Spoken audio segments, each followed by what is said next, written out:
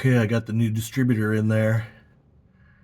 I took my time yesterday and deliberated very carefully on what kind of advance curve I wanted to put in it. So I got a 380 diameter bushing, and it looks like it's going to give me about 18 degrees on the test stand. And then I went with the two blue springs to have a little bit slower curve come in. I had the two silver springs last time. This time I want to slow it up a little bit. So I thought about it very carefully, changed the bushings a couple times, changed the springs, had one silver, one blue. Now I got two blues in there, so I'm pretty much dedicated to running that. Everything's back together. Everything's tight. I've got it statically timed.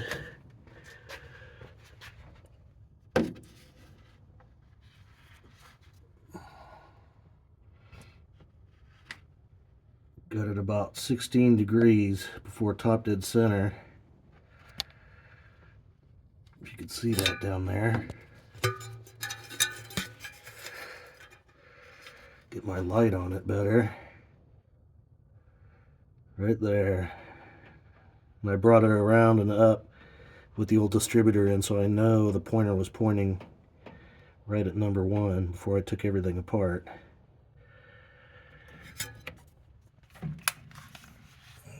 And then I've got a line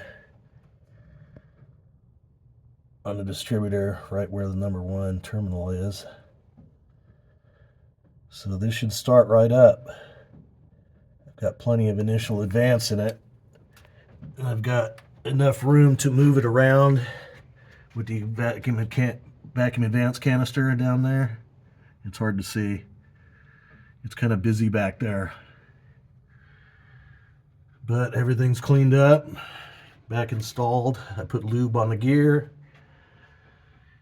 It should start right up. I took my time on this one. I'm going to have a cup of coffee right now, have a cigarette, think about this some more, come and stare at it, double check my spark plug wiring, make sure I'm going to the right plugs down there, got the firing order right, put a little fuel in the bowls, and fire it off and check my timing real quick. I can't run it long here.